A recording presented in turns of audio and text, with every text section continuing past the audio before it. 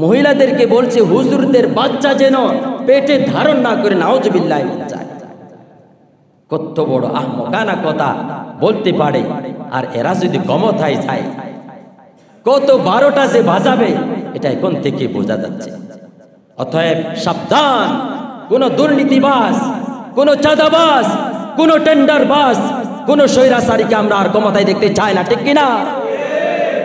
আল্লাহ তাআলা পরিষ্কার করে বলছেন, যারা বিচার বিভাগে সামর্থ্য থাকা সত্ত্বেও কোরআনের শাসনকে প্রতিষ্ঠা করে না অথবা প্রতিষ্ঠার চেষ্টা করে না, তারা কাফের। স্পষ্ট কোরআনের আয়াত, সূরাতুল মাইদার 46 নম্বর আয়াতের মধ্যে আল্লাহ তাআলা বললেন, যারা সামর্থ্য থাকা সত্ত্বেও বিচার বিভাগে কোরআনের শাসনকে প্রতিষ্ঠা করে না, তারা কাফের, তারা কাফের, তারা কাফের। অতএব মানব রচিত সংবিধানকে যারা প্রতিষ্ঠা করতে চায় তাদের বিরোধিতা করা কি ফরজ, তাদের বিরোধিতা করা কি ফরজ। ইসলামকে প্রতিষ্ঠার জন্য চেষ্টা করা ফরজ, আর অনইসলামিক যারা মানব রচিত সংবিধানকে প্রতিষ্ঠা করতে চায় তাদের বিরোধিতা করা কি ফরজ। যারা বিগত আমলে স্বৈরাচারী করেছেন, দুর্নীতি করেছে, চাঁদাবাজি করেছেন, বিদেশে পালিয়ে গেছে, গোপনে রয়েছে, জেলখানায় আবদ্ধ আছে, এভাবে রয়েছে তারা।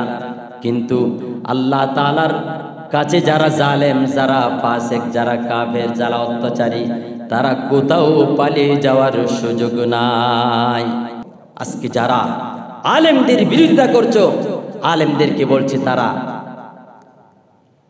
500 টাকা দিলে নাকি তারা দুয়ার শব্দ বদলে ফেলে, তারা নাকি মানুষের ঘরের লিল্লা খায়া বড় হয়। আমি বলতে চাই, যারা সরকারি বিভিন্ন প্রতিষ্ঠানে পড়াশোনা করে, প্রাইমারি স্কুল থেকে শুরু করে কলেজ, ইউনিভার্সিটি, বিশ্ববিদ্যালয় পর্যন্ত যারা সরকারি টাকায় পড়াশোনা করে, এটা এরা কি খাইয়া পড়াশোনা করছে? যারা লিল্লা খায় এরা তো অন্তত আল্লাহ তাআলার পরিশুদ্ধ যাকাতের টাকা গরিব এবং ইতিম এরা খায় পড়াশোনা করেছে। আর যারা সরকারি প্রতিষ্ঠানগুলিতে প্রাইমারি থেকে শুরু করে বিশ্ববিদ্যালয় পর্যন্ত পড়াশোনা করেছে সরকারি টাকা বুক করে, তারা কি খায়া পড়াশোনা করেছে?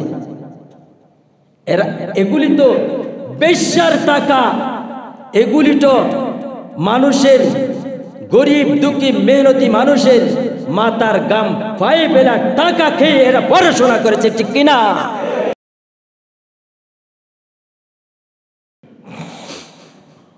সম্মানিত মুসলিম کرام, মহান আল্লাহ তাআলার দরবারে লাখো কোটি শুকর ও সুজুদ যে মহান রব্বুল আলামিন আপনাকে আমাকে দয়া করে, মায়া করে, মেহেরবানি করে দুনিয়ার সকল জয়ঝামেলা থেকে মুক্ত করে তিনি তার মহান হুকুম জুমার নামাজ আদায় করার জন্য পবিত্র ঘর মসজিদের মধ্যে আসার এবং বসার তৌফিক দান করেছেন। তাই সকলে বিনয় অবনত চিত্তে শ্রদ্ধাজনিত কণ্ঠে অন্তরে অন্তঃস্থল থেকে কালিমাতুশ শুকর আদায় করছি, আলহামদুলিল্লাহ। সাথে সাথে লক্ষ কোটি দরুদ ও সালাম মানবতার মুক্তির দিশারি সর্বশ্রেষ্ঠ মহামানব, তিনি হচ্ছেন ইমামুল আম্বিয়া, আশরাফুল আম্বিয়া, সাকিয়ে কাউসার, শফিয়ে মাহশর, জিগর গোশে আমিনা, তাজদারে মদিনা, আকিনান্দার বিশ্বনবী মুহাম্মদুর রাসূলুল্লাহ সাল্লাল্লাহু আলাইহি ওয়াসাল্লামের উপর। সম্মানিত হাজরিন, আমি সূরাতুস সফ 28 নম্বর পারা 11 নম্বর পৃষ্ঠার সূরাতুস সফের 10 নম্বর আয়াত এবং 11 নম্বর আয়াত পাঠ করেছি। মহান রব্বুল আলামিন এই আয়াত দুটির মাধ্যমে তার বান্দাবান্দীদের প্রতি বিশেষ একটা ব্যবসার কথা উল্লেখ করেছে। কিসের কথা? ব্যবসার কথা। যে ব্যবসা সরাসরি আল্লাহর সাথে হবে, দুনিয়ার কোন মেম্বার, চেয়ারম্যান, এমপি, মন্ত্রী, প্রাইম মিনিস্টারের সাথে নয়। এই ব্যবসা হবে কার সাথে? আল্লাহর সাথে।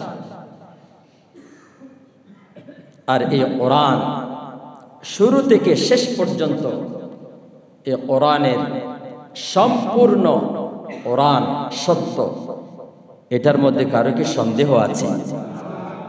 কোরআনের কোনো একটা আয়াত যদি কেউ যদি সন্দেহ পোষণ করে তাহলে তার ঈমান থাকবে না। মহান রব্বুল আলামিন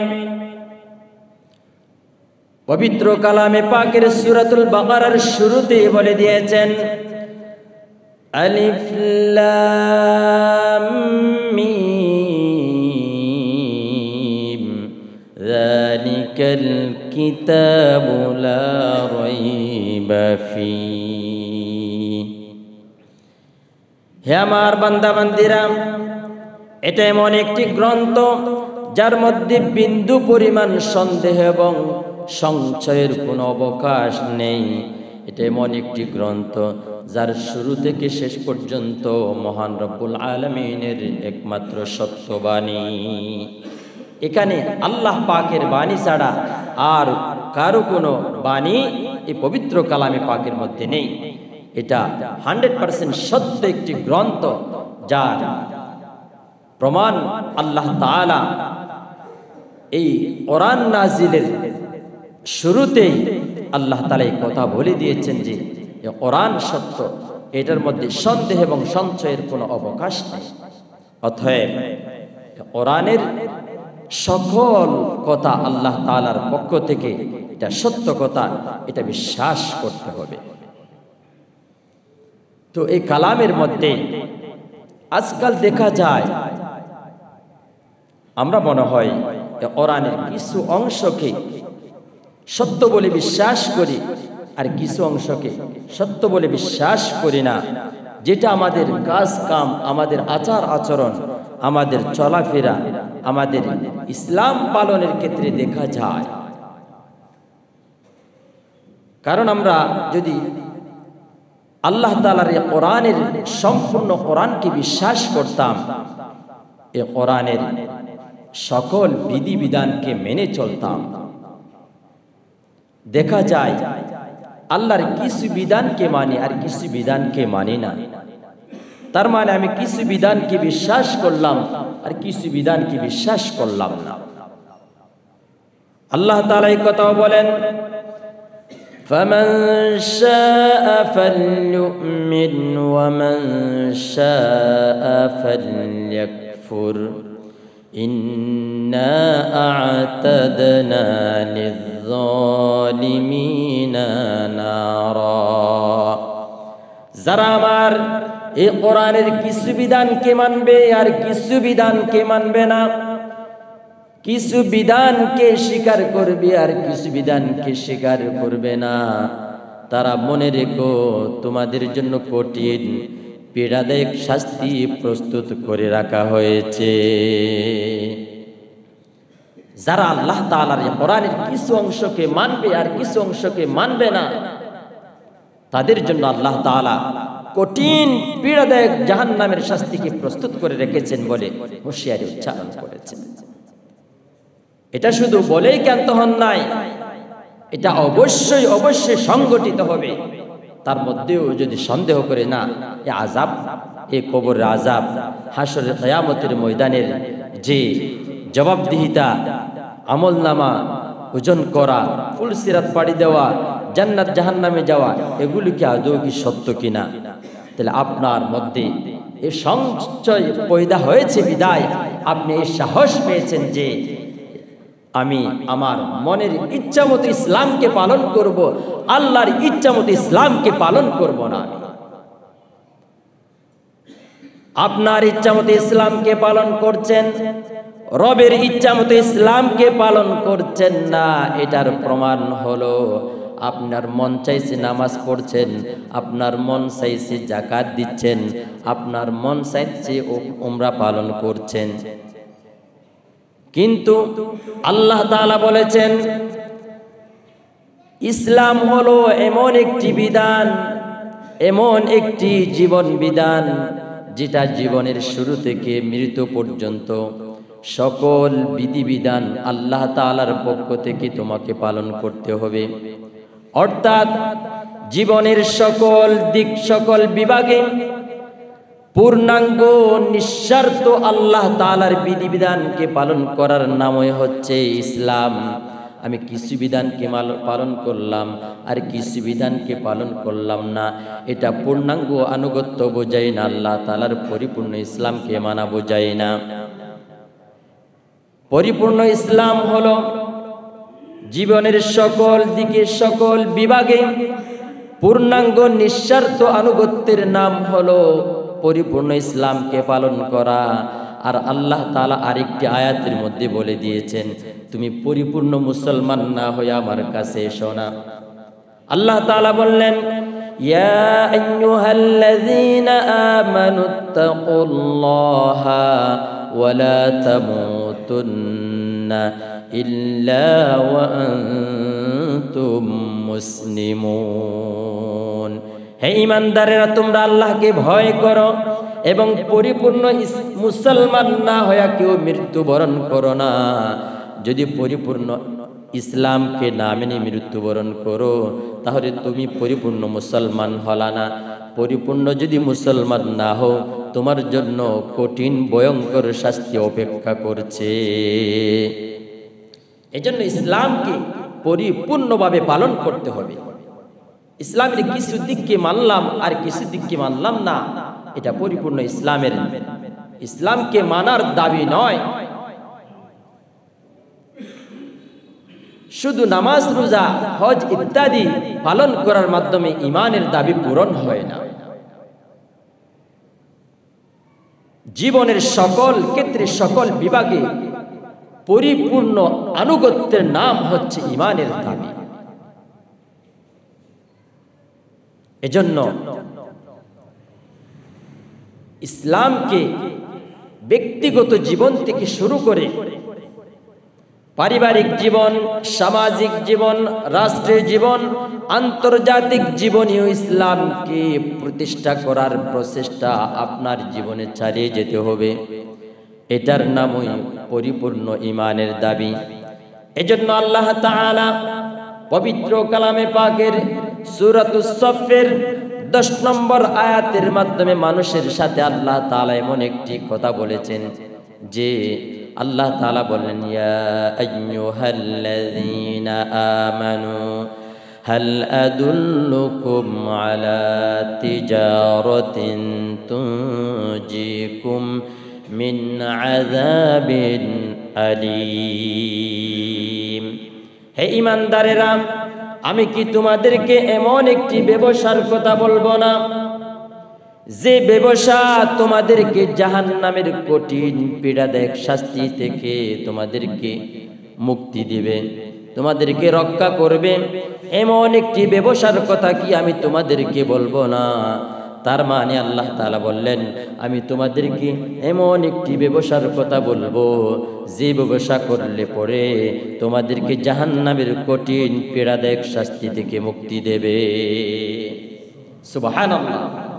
আল্লাহ তাআলা মানুষের প্রতি কত দয়াময়, কত করুণা এবং মেহেরবান যে তিনি মানুষকে ব্যবসার নাম দিয়ে আল্লাহ তাআলা তার বিধিবিধানের প্রতি মানুষকে তার বিধিবিধান পালন করার প্রতি আকৃষ্ট করেছেন। এখানে ব্যবসা উল্লেখ করার কয়েকটি কারণ রয়েছে। একটি কারণ হচ্ছে সাধারণত আমাদের দুনিয়ার মানুষগুলি ব্যবসার প্রতি একটু আকৃষ্ট। যেমন কোন একটা বিষয়ে যদি তাদেরকে বলা হয় এখানে লাভ আছে, তাহলে মানুষ ওই বিষয়টার প্রতি আকৃষ্ট হয়। সাধারণত ব্যবসা বললে মানুষ লাভজনক বিষয়কে বুঝে, এখানে লাভ আছে এটা বুঝে। এজন্য আল্লাহ তাআলা এই বিষয়টাকে ব্যবসা বলে মানুষকে আকৃষ্ট করার জন্য ব্যবসা উল্লেখ করেছেন। তিজারত মানে ব্যবসা। আরেকটি কারণ হচ্ছে ব্যবসা করতে গেলে তিনটি জিনিসের প্রয়োজন হয়। একটি হচ্ছে পুঁজি। পুঁজি ছাড়া কি ব্যবসা করা যায়? করা যায়। ব্যবসা করতে যেমন পুঁজি লাগে, এখানেও পুঁজি লাগবে। দ্বিতীয়ত, ব্যবসা করতে জ্ঞান লাগে। আপনি যদি জ্ঞান ছাড়া ব্যবসা করেন, ব্যবসা সম্পর্কে আপনার নলেজ নাই, ভালো কনসেপ্ট নাই, ভালো ধারণা আপনার নাই, অভিজ্ঞতা নেই, ভালো জ্ঞান আপনার কাছে নেই, আপনি যদি ব্যবসা করতে 50 লক্ষ টাকা দিয়েও যদি নামেন, আপনার ব্যবসায় লাল বাতি জ্বলতে 1 মাসও লাগবে না, ঠিক কিনা? এজন্য ব্যবসার জ্ঞান থাকা লাগবে। এজন্য আল্লাহ তাআলা এটাকে ব্যবসা বলেছেন।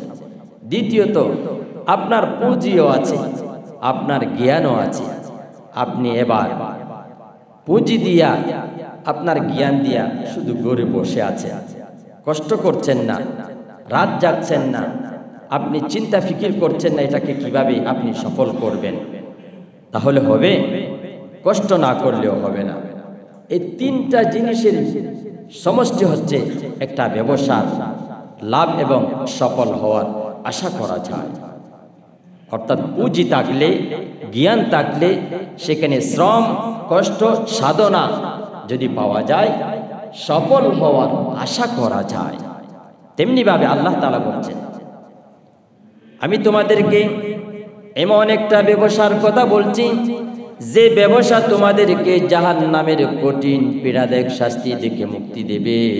এই ব্যবসা হচ্ছে সেই তুমিনুনা বিল্লাহি ওয়া রাসূলিহি ওয়া তুজাহিদুনা ফি সাবিলিল্লাহি বিআমওয়ালিকুম ওয়া আনফুসিকুম। এই ব্যবসার 1 নাম্বার পুঁজি হচ্ছে ঈমান। ঈমান আনা লাগবে আল্লাহ তাআলার উপর, ঈমান আনা লাগবে আল্লাহর রাসূলের উপর। তারপরে আল্লাহর জমিনে আল্লাহর দ্বীনকে প্রতিষ্ঠার জন্য জান এবং মাল দিয়ে জিহাদ করা লাগবে। এই 3টা জিনিস হচ্ছে, 3টা জিনিসের সমন্বিত এই ব্যবসার কথা আল্লাহ তাআলা উল্লেখ করেছেন যে ঈমান আনা লাগবে। ঈমান এটা হচ্ছে 1 নম্বরের পুঁজি। এরপর ঈমান আনার পরে এই ইসলাম সম্পর্কে তোমাকে জ্ঞান থাকা লাগবে। জ্ঞান অর্জন করার পরে এই জ্ঞান দিয়ে ইসলামকে কিভাবে প্রতিষ্ঠা করবেন আল্লাহর জমিনে, জান এবং মাল দিয়ে কষ্ট করা লাগবে। তারপরেই এই 3টি বিষয়ের সমন্বিত এটা যদি পাওয়া যায়, তাহলে এটা হচ্ছে আল্লাহ তাআলার পক্ষ থেকে আল্লাহর সাথে একটি ব্যবসা। এই ব্যবসা তোমাকে জাহান্নাম থেকে মুক্তি দেবে, এটা আল্লাহ তাআলা ওয়াদা করেছেন। দুনিয়ার ব্যবসার মধ্যে মানুষ পুঁজি দিয়ে, জ্ঞান থাকার পরেও, অনেক কষ্ট করার পরে সফল হতে পারে, আবার লোকসান হওয়ার সম্ভাবনা থাকে কি থাকে না? কিন্তু আল্লাহ তাআলার এই ব্যবসার মধ্যে যে ব্যক্তি এই 3টি বিষয়ের সমন্বিত আল্লাহ তাআলার সাথে ব্যবসা করবে, এই ব্যক্তিটি কখনো বিফল যাবে না, এ সফল হবে। এ মার গেলেও সফল হবে, মরে গেলেও সফল হবে, গালি শুনলেও সফল হবে, জেলখানায় গেলেও সফল হবে, ফাঁসির কাষ্ঠেও গেলেও জ্বললেও সফল হবে বলে আল্লাহ তাআলা ঘোষণা করেছে। সুবহানাল্লাহ। কারণ এখানে মার খাওয়ার জন্য, আল্লাহর জন্য, অপমানিত হওয়ার জন্য আল্লাহর জন্য, জেলখানায় যাওয়ার জন্য আল্লাহর জন্য, ফাঁসির কাষ্ঠে ঝোলাকার জন্য আল্লাহর জন্য। এজন্য আল্লাহ তাআলা বললেন অপর একটি আয়াতের মধ্যে, কুল, হে নবী আপনি বলে দিন, ইন্না সলাতি ওয়া নুসুকি ওয়া মাহইয়ায়া ওয়া মামাতি লিল্লাহি রাব্বিল আলামিন। হে নবী আপনি বলে দিন, আমার নামাজ, আমার কুরবানি, আমার জিহাদ, আমার ত্যাগ, আমার জীবন, আমার মরণ সব কিছু এক মহান সত্তার জন্য। তিনি কে? এজন্য আমি এই পথে যদি আমার মৃত্যু হয় তাও সফল, ফাঁসির কাস্টে ঝুললেও সফল, জেলখানা গেলেও সফল। কারণ একমাত্র এই সব কিছু কার জন্য? আল্লাহ। আল্লাহর জন্য যদি তুমি এই সব কিছু করতে পারো, আল্লাহ তাআলা বললেন তুমি বাঁচলেও সফল, মরলেও সফল। এই জন্য এইভাবে যদি আল্লাহ তাআলার সাথে ব্যবসা করা যায়, আল্লাহ তাআলা বললেন এটা করাই লাগবে। কারণ এই তিনটি জিনিস প্রত্যেকটা ফরজ। তুমিনুনা বিল্লাহ, আল্লাহর উপর ঈমান আনা, এটা কি সুন্নাত নাকি? এটা কি ফরজ। আল্লাহর উপর ঈমান আনা ফরজ। ওয়া তুমিনুনা বির রাসূল, আল্লাহর রাসূলের উপর ঈমান আনা এটাও কি ফরজ। আল্লাহর রাসূলের উপর ঈমান আনা এটা কি ফরজ নাকি সুন্নাত ওয়াজিব? ফরজ। ওয়া তুজাহিদুনা ফি সাবিলিল্লাহি বিআমওয়ালিকুম ওয়া আনফুসিকুম, জান এবং মাল দিয়ে আল্লাহর জমিনে আল্লাহর দ্বীনকে প্রতিষ্ঠার জন্য সংগ্রাম করা, চেষ্টা করা জীবনের প্রতিটি মুহূর্তে, এটাও কি? ছোট করে বলছেন কিনা? এটা কি? এটা কিভাবে প্রমাণিত তার উদাহরণ দিয়ে বোঝাচ্ছি। ইসলামকে প্রতিষ্ঠা করা জান এবং মাল দিয়ে, এটা ফরজ। কারণ সাহাবীরা ইসলামকে প্রতিষ্ঠার জন্য গাম দিয়েছিলেন। গাম দিয়েছিলেন নাকি রক্ত দিয়েছিলেন? জান এবং মাল, রক্ত সব কিছু দিয়েছিলেন ইসলামকে প্রতিষ্ঠার জন্য। শুধু সাহাবীরা নয়, যত নবী পৃথিবীতে এসেছিল সকল নবীগণ ইসলামকে প্রতিষ্ঠার জন্য মার খেয়েছিলেন, জেলখানায় গিয়েছিলেন, ফাঁসির কাস্টে ঝুলেছিলেন। কি জন্য? কি জন্য? ইসলামকে প্রতিষ্ঠার জন্য। অতএব এটা ফরজ। এটাকে যদি কেউ যদি সুন্নাহ মনে করে, ওয়াজিব মনে করে, তাহলে তার ঈমানের মধ্যে ঘাটতি আছে। অতএব এটা ফরজ।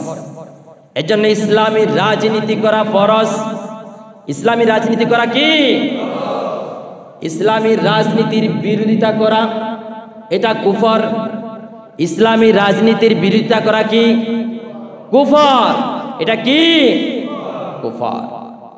অতএব মানব রচিত সংবিধানকে যারা প্রতিষ্ঠা করতে চায় তাদের বিরোধিতা করা কি? ফরজ। তাদের বিরোধিতা করা কি? ফরজ। ইসলামকে প্রতিষ্ঠার জন্য চেষ্টা করা ফরজ।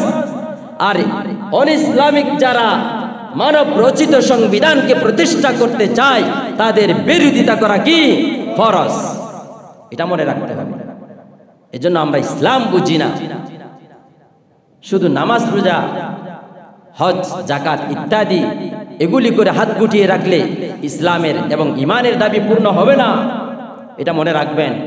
ইসলামকে প্রতিষ্ঠার সংগ্রাম চালিয়ে যেতে হবে জীবন যতক্ষণ আছে ততক্ষণ পর্যন্ত। যদি আপনি তা করতে না পারেন তাহলে মরার পরে বুঝবেন। খোদার কসম করে বলছি, মরার পরে যারা ইসলামের বিরোধিতা করেছে, ইসলামী রাজনীতির বিরোধিতা করেছে, কোরআনের রাজনীতির বিরোধিতা করেছে, সংবিধানে কোরআনকে প্রতিষ্ঠার বিরোধিতা করেছে, আল কিয়ামতের ময়দানে তারা কেউই রেহাই পাবে না। ঠিক কিনা? মরার পরে বুঝবেন, এর আগে নয়। এজন্য আল্লাহ তাআলা আগেই বলে দিয়েছেন, ওয়ালা তামুতুন্না ইল্লা ওয়া আনতুম মুসলিমুন। পরিপূর্ণ মুসলমান না হয়ে মৃত্যুবরণ করো না, তাহলে খবর আছে। এজন্য আল্লাহ তাআলা বললেন, وَتُجَاهِدُونَ فِي سَبِيلِ اللَّهِ بِأَمْوَالِكُمْ وَأَنفُسِكُمْ। জান এবং মাল দিয়ে সংগ্রাম করা লাগবে, চেষ্টা করা লাগবে, সাধনা করা লাগবে। এখানে জিহাদ মানে কতলে কিতাল না, চেষ্টা করা। ইসলামকে প্রতিষ্ঠার জন্য চেষ্টা চালিয়ে যেতে হবে।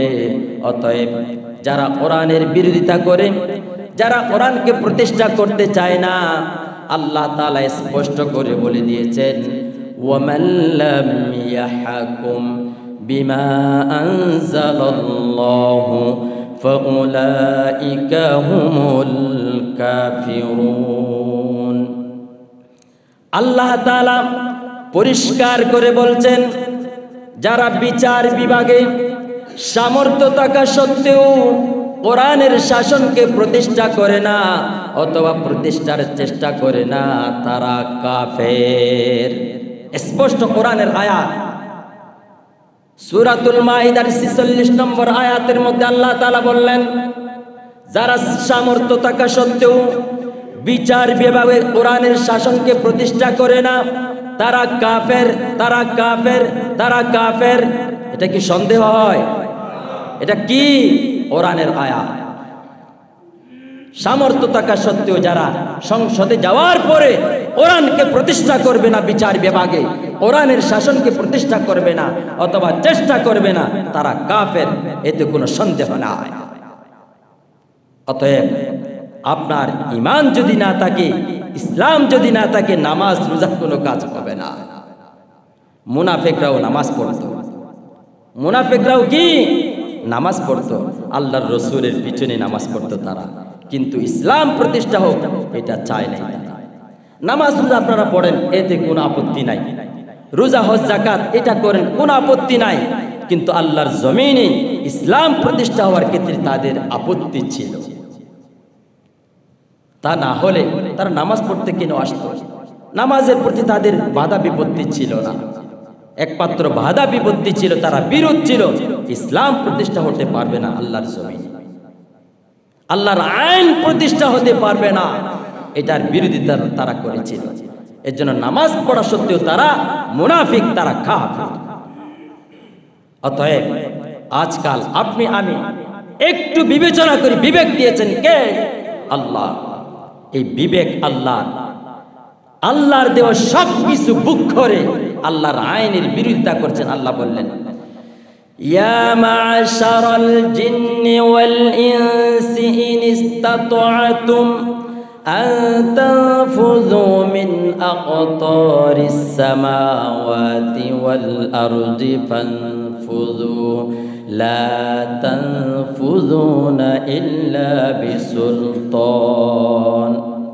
জিন এবং ইনসানকে আল্লাহ তাআলা সম্বোধন করে বললেন, ও জিন এবং ইনসানরা শুনে রাখো, যাদের কাছে আমার ইসলাম ভালো লাগে না, আমার আইন কানুন ভালো লাগে না, আমার আলেমদেরকে ভালো লাগে না, কোরআনকে ভালো লাগে না, যদি সামর্থ্য থাকে তোমরা আসমান ফেটে উঠে যাও, জমিন ফেটে নিচে নেমে যাও, যদি এগুলি ভালো লাগে না তাহলে চলে যাও, বেরিয়ে যাও আমার দুনিয়ায়, আমার পৃথিবীতে, আমার জমিনে, আমার সব কিছু বুক করে তোমাদের থাকার অধিকার নাই, কিন্তু পারবা না।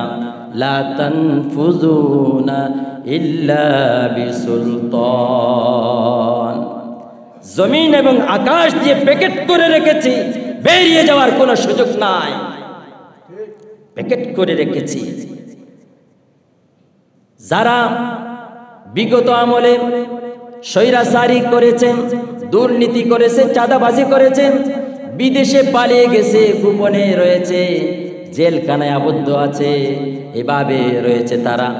কিন্তু আল্লাহ তাআলার কাছে যারা জালেম, যারা ফাসিক, যারা কাফের, যারা অত্যাচারী, তারা কোথাও পালিয়ে যাওয়ার সুযোগ নাই, আল্লাহর কাছেই যেতে হবে তারা। কাইফা তাকফুরুনা বিল্লাহি ওয়া কুনতুম আমওয়াতান ফাআহইয়াকুম সুম্মা ইউমীতুকুম সুম্মা ইউহয়ীকুম সুম্মা ইলাইহি তুরজাউন। আল্লাহ তাআলা বললেন, ও আমার বান্দা বান্দীরা, কিভাবে তোমরা আমার সাথে নাফরমানি করো, কিভাবে তোমরা আমার আইনকে অমান্য করো, কিভাবে তোমরা আমার ইসলামের বিরোধিতা করো, কিভাবে তোমরা আমার কোরআনের বিরোধিতা করো, কিভাবে তোমরা আমার আলেমদের বিরোধিতা করো, অথচ তোমরা মৃত ছিলা, আমি তোমাদেরকে জীবিত করেছি, আবার মৃত করব, এরপরে তোমরা আমার কাছেই ফিরে আসবা, কোথাও যাওয়ার সুযোগ নাই, আমার কাছেই তো ফিরে আসতে হবে, সেই দিন মজা বোঝাবো। আজকে যারা আলেমদের বিরোধিতা করছো, আলেমদেরকে বলছে তারা 500 টাকা দিলে নাকি তারা দুয়ার শব্দ বদলে ফেলে, তারা নাকি মানুষের ঘরের লিল্লা খায়া বড় হয়। আমি বলতে চাই, যারা সরকারি বিভিন্ন প্রতিষ্ঠানে পড়াশোনা করে, প্রাইমারি স্কুল থেকে শুরু করে কলেজ, ইউনিভার্সিটি, বিশ্ববিদ্যালয় পর্যন্ত যারা সরকারি টাকায় পড়াশোনা করে, এরা কি খাইয়া পড়াশোনা করছে? যারা লিল্লা খায় এরা তো অন্তত আল্লাহ তাআলার পরিশুদ্ধ যাকাতের টাকা গরিব এবং ইতিম এরা খায় পড়াশোনা করেছে। আর যারা সরকারি প্রতিষ্ঠানগুলিতে প্রাইমারি থেকে শুরু করে বিশ্ববিদ্যালয় পর্যন্ত পড়াশোনা করেছে সরকারি টাকা বুক করে, তারা কি খায়া পড়াশোনা করেছে? এগুলি তো বেশ্যার টাকা, এগুলি তো মানুষের, গরিব দুঃখী মেহনতি মানুষের মাথার গাম পায়ে ফেলা টাকা খেয়ে এরা পড়াশোনা করেছে, ঠিক কিনা? এরা আবার বড় গলায় কথা বলে কিভাবে? এগুলি তো আপনার আমার মাথার গাম পায়ে ফেলা ট্যাক্সের টাকা দিয়ে পড়াশোনা করেছে। বেশ্যার এবং মদখানার, এতিমখানার ট্যাক্সের টাকা দিয়ে পড়াশোনা করেছে এরা। আবার হুজুরদের প্রতি বড় গলায় কথা বলে কিভাবে? শুধু এটা নয়, মহিলাদেরকে বলছে হুজুরদের বাচ্চা যেন পেটে ধারণ না করে নাউজুবিল্লাহ যায়। কত বড় আহমকানা কথা বলতে পারে। আর এরা যদি ক্ষমতায় যায় কত 12টা যে বাজাবে এটা এখন থেকে বোঝা যাচ্ছে। অতএব সাবধান, কোন দুর্নীতিবাজ, কোন চাঁদাবাজ, কোন টেন্ডারবাজ, কোন স্বৈরাচারীকে আমরা আর ক্ষমতায় দেখতে চাই না, ঠিক কিনা? সুতরাং মুসলমান ইসলামকে ক্ষমতায় নিয়ে যাওয়ার জন্য সোচ্চার ও সাবধান।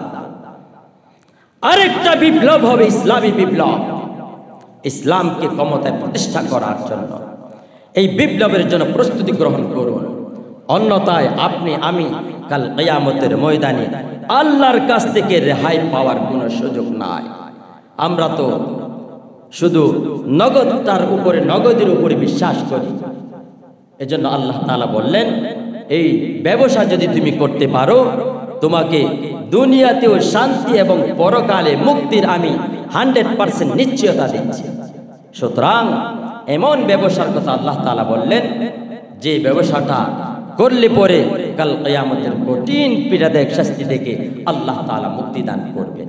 সুতরাং প্রতিটি ভাই এবং বোনদের প্রতি আমি উদাত্ত আহ্বান করব, আর নয় কোন দুর্নীতিবাজ, চাঁদাবাজ, এগুলি তো রাজনীতি না। রাজনীতি তো শুধু ইসলাম, ইসলামের বাইরে কোনো রাজনীতি নাই। এগুলি পেট নীতি আর দুর্নীতি, ঠিক কিনা? ইসলাম একমাত্র রাজনীতি। কেউ কেউ বলে যে হুজুরদের মধ্যেই এতগুলি দল, আমরা কোথায় যাব? আমি একটু উদাহরণ দিয়ে, ছোট্ট 1 মিনিটের মধ্যে উদাহরণ দিয়ে বোঝাচ্ছি।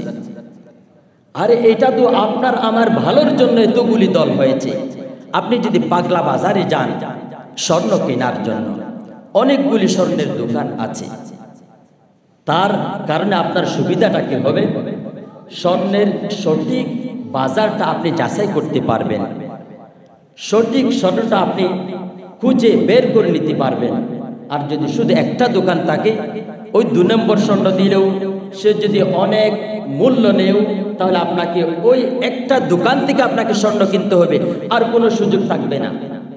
এখন যদি অনেকগুলি দোকান থাকে, আপনি যাচাই বাছাই করে স্বর্ণটা তার সঠিক মূল্যে, সঠিক রেটে আপনি কিনতে পারবেন। যদি একটি দোকান থাকে তাহলে আপনি তো ক্ষতিগ্রস্ত হবেন। আর এই ব্যাপারে কাউকে দেখা যায় নাই যে আপনারা স্বর্ণের দোকানগুলি এতগুলি কেন হয়েছেন। আপনারা যদি সবাই যদি মিলে একটি দোকান না করেন, তাহলে আমি স্বর্ণ না কিনে পিতল কিনে বাসায় চলে যাব, এরকম কথা কি কেউ বলেছে? বলে নাই। ইসলামের ক্ষেত্রে কোনো এই কথা বলে ইসলামী দলগুলি কেন এতগুলি, আমি একটাও করব না, এটা কেন বলে? ওই ক্ষেত্রে তো বলে না স্বর্ণের দোকান এতগুলি কেন, এগুলি সব যদি একত্রিত একটি দোকান না করে আমি স্বর্ণই কিনবো না, এ কথা কি কেউ বলেছে? বলে না। ইসলামের ক্ষেত্রে কোনো এই কথা, এটা তো আপনার সুবিধার জন্য। ইসলামী দল এতগুলি হয়েছে, ইসলামের মধ্যে মাযহাব সুদ্ধা এতগুলি হয়েছে, এটাও আল্লাহ তাআলার মনসায় হয়েছে যে হানাফি মাযহাব, মালিকি মাযহাব, শাফি মাযহাব, এভাবে এতগুলি মাযহাব হয়েছে। এগুলি মানুষের সুবিধার জন্য, মানুষের মন মানসিকতা, তার যে সুবিধা অসুবিধা ক্ষেত্রে সে যেটা গ্রহণ করতে মন চায় সেটা গ্রহণ করতে পারে তার সুবিধা মতো। এজন্য ইসলামী দলগুলি এতগুলি হওয়া, এটাও আপনার আমার সুবিধার জন্য। অতএব এই কথা বলাটা এটা বড় আহমকানা। সুতরাং ইসলামকে সমর্থন করা, ইসলামের পক্ষে থাকা, এটা একজন মুসলমানের ঈমানি দায়িত্ব। অতএব আগামীতে আমরা আমাদের ঈমানি দায়িত্ব পালন করে আমরা আমাদের ঈমানকে সুরক্ষা করব। আল্লাহ তাআলা আমাদের সকলকে তৌফিক দান করুন, আমিন। ওয়া আখিরু দাওয়ানা আলহামদুলিল্লাহি।